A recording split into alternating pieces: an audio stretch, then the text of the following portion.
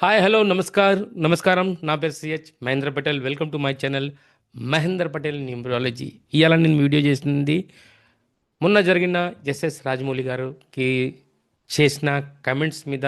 చాలామంది negative comments దాని మీద వస్తూ ఉన్నారు. చాలామంది అలానే స్క్రోల్ చేస్తూ ఉన్నారు, తిడుతూ ఉన్నారు, అన్ని రకాలుగా చేస్తూ ఉన్నారు. అసలు జరిగింది ఏంటిది, ఎందుకు జరిగింది, ఆ విషయంలో నేను మీకు చెప్పడానికి ఈ వీడియో చేస్తాను. జాగ్రత్తగా ఒక 5 నిమిషాలు 10 నిమిషాలు మీరు వింటే మాత్రం మీకు రేపటికి మీ లైఫ్లో చేంజింగ్ గురించి చాలా ఉపయోగపడుతుంది. ఈ వీడియో ఏదో నేను ఎస్ఎస్ రాజమౌళి మీద చేస్తలేను, సార్ మీద.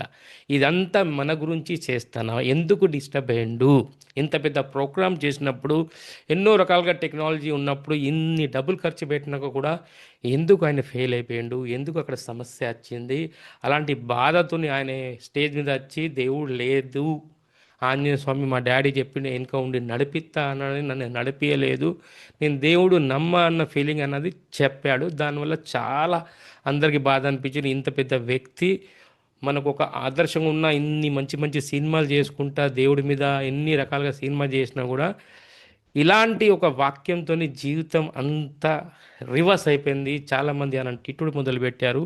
కానీ ఎందుకు, నేను అనేది ఏంటంటే ఎందుకు జరిగింది ఇలా అనేది, దాని గురించి మీకు ఎక్స్ప్లెయిన్ చేయడానికి ఈ వీడియో చేస్తాను. ఫ్రెండ్స్, మన జీవితంలో మన డేట్ ఆఫ్ బర్త్, మన పేరు, మన లక్కీ డేట్లు, మన లక్కీ కలర్సు, మన లక్కీ జేమ్ స్టోన్, మన lucky phone number, lucky marriage date, ఇవన్నీ బాగుంటే మన జీవితం అన్నది ఒక అదృష్టంగా ముందుకు వెళ్ళిపోతుంది. రామ బాణంలాగా మన లైఫ్ ఒక స్పీడ్గా మంచిగా వెళ్ళిపోతూ ఉంటుంది. కానీ మనం ఇవన్నీ మనం పట్టించుకోకుండా ఎక్కడో ఆకాశంలో ఏదో ఒక పేరు చెప్పుకుంటాం, మన అదృష్టం మన అదృష్టం మన అదృష్టం. కానీ అది మన చేతిలోనే ఉన్నది. మీరు మీ జీవితంని మార్చుకోగలుగుతారు.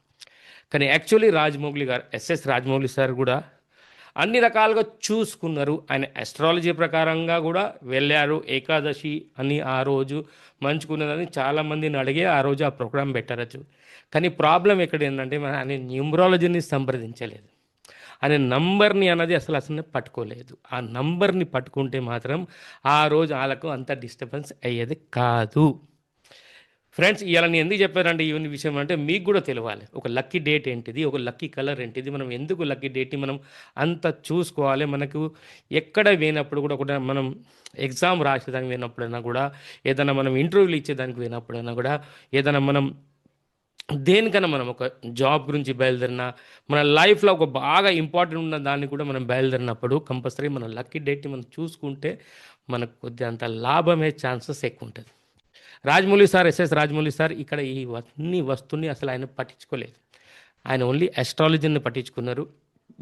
అస్ట్రాలజీ ప్రకారంగా ఆయన వెళ్ళారు, కానీ సంఖ్యాశాస్త్రాన్ని అసలు ఆయన పట్టించుకోలేదు. దానివల్ల ఈ నష్టం జరిగింది. మళ్ళీ మీరు అంటారు వచ్చి ఇక కూడా వచ్చేసి మళ్ళీ న్యూమరాలజీ గురించి చెప్పొద్దని. కానీ చూడండి, వినండి, మీకు నేను చెప్తాను. ఎందుకంటే ఎవరి మీద మనం నవ్వుతామో రేపు మనమే నవ్వుల పాలవుతాం. ఒకసారి జాగ్రత్తగా వినండి.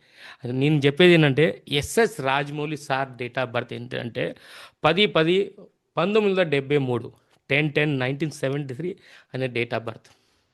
ఈ డేట్ ఆఫ్ బర్త్ మనం ఏమంటారంటే, సంఖ్య స్టార్టింగ్లో ఉన్న సంఖ్యని 2 డిజిట్లు ఉంటుంది, దాన్ని యాడ్ చేస్తే సింగిల్ డిజిట్ని తీసుకొస్తే దాన్ని మనం రాజా అంటాం. అంటే మనల్ని రాజాగా తయారు చేసేది ఈ డేట్ ఆఫ్ బర్త్లో ఉన్న పవర్. కానీ ఈ డేట్ని, మంత్ని, ఇయర్ని టోటల్ చేస్తే మనకు వచ్చే డబల్ డిజిట్ని సింగిల్ డిజిట్ తెస్తే దాన్ని మంత్రి అంటాం. అంటే వీళ్ళిద్దరు రాజా మంత్రిగా తోడుండి మీ లైఫ్ని ఎట్లా పైకి తీసుకోవాలి, మిమ్మల్ని ఎలా రాజాగా తయారు చేయాలన్నది వీళ్ళిద్దరు బాధ్యత ఉంటుంది. కానీ అందరికన్నా బాధ్యత దానిలో ఏముంటుంది అంటే మీ పేరు. ఈ డేట్ ఆఫ్ బర్త్కి అనుకూలంగా మీ పేరు ఉన్నదా లేదా, అది చాలా ఇంపార్టెంట్. ఈ పేరు అన్నది ఆయనకు అనుకూలంగా ఉన్నది. ఎందుకంటే ఎస్ రాజమౌళి అంటే మాత్రం ఒక సెక్షన్లో 11 అక్షరాల పేర్ల 32 నెంబర్ వస్తుంది. 32 నెంబర్ ఎవరికి బై బర్త్ దొరుకుతుందో అది స్టార్. ఎవరికన్నా కూడా 32 నెంబర్ దొరికితే బై బర్త్ స్టార్. కానీ ఈ న్యూమరాలజీ 2 సెక్షన్లు ఉంటాయి. ఒక చాల్డియన్ సిస్టమ్, ఒక పైథాగరస్ సిస్టమ్. కానీ ఇంకో సెక్షన్లో అయిన దగ్గర 39 నెంబర్ రివర్స్ నెంబర్ ఉన్నది. ఆ 39 నెంబర్ ఏం చెప్తున్నా, ఒక వ్యక్తి ఎంత స్థాయికి వెళ్ళినా కూడా తర్వాత వాళ్ళని రివర్స్ ఎట్లా దేవాలన్న పరిస్థితి ఆ 39 నెంబర్ చేస్తుంది. కానీ ఇక్కడ కూడా ఇది కాదు, ఇది సెకండరీ. ఫస్ట్ ఆఫ్ ఆల్ మనం చూడాల్సిందంటే రాజమౌళి సార్ది డేట్ ఆఫ్ బర్త్ని. అలా డేట్ ఆఫ్ బర్త్ని టోటల్ చేస్తే రాజా అన్నది 1వ నెంబర్ సూర్యుడు Athadu. Date, month, year total చేస్తే అది రాహు నంబర్ 4 వస్తుంది. నంబర్ 4 వచ్చిందంటే మాత్రం అది ఛాయాకి సంబంధించిన వ్యక్తి. ఒక వ్యక్తి సినిమా రంగంలో బాగా చేయగలుగుతారు 4 తారీఖు పుట్టిన, ఎందుకంటే శ్రీదేవి గారు 13వ తారీఖే పుట్టింది, దాసరి నారాయణ గారు కూడా 4 నంబర్ మీదనే వస్తారు. ఈవెన్ 22 తారీఖు పుట్టిన మన మెగాస్టార్ చిరంజీవి గారు కూడా 22 తారీఖు పుట్టిన. అంటే 4 తారీఖు మీ డేట్ ఆఫ్ బర్త్లో రాజా రూపంలో అన్నా మంత్రి రూపంలో ఉంటే మాత్రం మీకు అధికారం ఉన్నది, మీరు సినిమా రంగంలో పోవచ్చు, మంచిగా చేయొచ్చని ఇది దేవుడు మీకు పంపించిన వరదానం, దాని ఆశీర్వాదం కూడా మీరు అనుకోవచ్చు. కానీ ఇక్కడనే ట్విస్ట్ స్టార్ట్ అవుతుంది. మొన్న చేసిన ప్రోగ్రాం అన్నది 15వ తారీఖు ఆయన చేశాడు. ఆ 15వ తారీఖు ఆ డేట్ని, ఆ మంత్ని, ఆ ఇయర్ని టోటల్ చేస్తే 8 వస్తుంది. ఇక్కడ స్టార్టింగ్లో రాజా ఎలా ఆ రోజు చేసిన ప్రోగ్రామ్ని, ఆ రాజా అన్నది 6వ తారీఖు అయితే దాని మంత్రి అన్నది 8వ తారీఖు అవుతుంది. ఈ 6, 8 ఈయన పుట్టిన 10వ తేదీకి అతి శత్రు. ఈ డేట్లో ఏ వర్క్ చేసినా అది సక్సెస్ కాదు. ఇంత పెద్ద టీం ఉన్నా, ఇంత పెద్ద వర్క్ ఉన్నా, ఎన్ని కోట్లు ఖర్చు పెట్టినా డేట్ ఆఫ్ బర్త్తోని మనము పోరాడలేము. ఆ రోజు ఎస్ఎస్ రాజమౌళికి అన్లక్కీ నంబర్. ఆ రోజు ఎస్ఎస్ రాజమౌళికి అసలు డిఫాల్ట్ అయిన నంబర్. గనిగనే ఆయన ఏది నోట్లకి వెళ్ళి అన్నాడో అది ఆయనకు రివర్స్ అయిపోయింది. ఎందుకంటే 6/8 కాంబినేషన్ అన్నది ఈ పుట్టిన 10వ తారీఖు ఆయనకు నెగిటివ్. ఆయన చూసింది అస్ట్రాలజీ ప్రకారం ఏకాదశి కృష్ణపక్షం అని మంచిగున్నది అనుకున్నారు, కానీ 15వ తేదీ అన్నది ఎస్ఎస్ రాజమౌళికి అన్లక్కీ అని ఆయన అనుకోలే. దానివల్ల ఇవన్నీ జరిగినాయి. ఆయనకు అసలు చాలా డిస్టర్బెన్స్. ఇన్ని రోజు ఒక్కొక్క వ్యక్తి ఎస్ఎస్ రాజమౌళి అంటే మా తెలుగువాడు అని మా మీద ఎంతో అభిమానం చూపించుకుంటా, మావాడని ఒక ఫీలింగ్ టోటల్ ప్రపంచం అంతా మన పేరు వచ్చిందంటే మాత్రం ఎస్ఎస్ రాజమౌళి గారు చేసిన కష్టంకే. బాహుబలి, RRR, RRR దాని గురించి. కానీ ఆయనకు అక్కడ జరిగిన నష్టం వల్ల వాళ్ళ డాడీ, వాళ్ళ మిస్సెస్ హనుమంతుడికి బాగా పూజ చేసుకున్న వల్ల ఎన్నుకొని నడిపిస్తారంటే ఆయనకి ఒక్క కార్యక్రమం కూడా మంచిగా జరగలేదని ఆయనకి ఇట్లనా నడిపిస్తారని ఒక స్టేజ్ మీద అనేసి. కానీ తప్పు అక్కడ ఉన్న తేదీది 15వ తారీఖు, డేట్, మంత్, ఇయర్ టోటల్ చేస్తే 8. 6/8 అన్న డేట్ని అక్కడ ఆయన ఆ రోజు అది చేయకపోతే ఆయనకి ఇలాంటి ప్రాబ్లం వచ్చేది కాదు. అయితే ఈ సమస్య ఇక్కడే ఉన్నది. కానీ ఆయన పేర్లో కూడా ఎస్ఎస్ రాజమౌళి అంటే 32 నెంబర్ వస్తుంది. అది మన రవితేజ సార్లో కూడా, మన హీరో రవితేజ సార్లో కూడా అలాంటి 32 నెంబర్ కూడా ఆయన దగ్గర వస్తుంది. ఇలాంటి వారు 32 నెంబర్ ఉంటే మాత్రం మెల్లమెల్లగా కష్టపడుకుంటా ఒక స్థాయికి వస్తారు. రవితేజ సార్ ఎలా వచ్చారో ఆ రకంగా ఒక మంచి స్థాయికి వస్తారు. కానీ ఏంటంటే ఎస్ఎస్ రాజమౌళిలో ఒక్కటి రివర్స్ నెంబర్ 39 నెంబర్ కూడా ఉన్నది. ఆ రివర్స్ నెంబర్ అన్నది ఒక వ్యక్తిలో ఉంటే మాత్రం అది ఎంత పెద్ద స్థాయికి వెళ్తుందో ఆ గ్రాఫ్ కూడా డౌన్కి తీసుకొచ్చేస్తుంది. పేర్ల నెగిటివ్ నెంబర్స్ ఉన్నా, మీ డేట్ ఆఫ్ బర్త్లో అనుకున్న మీ లక్కీ నెంబర్కి మీరు పని చేయకపోయినా మీకు అన్నీ రివర్స్ అవుతాయి.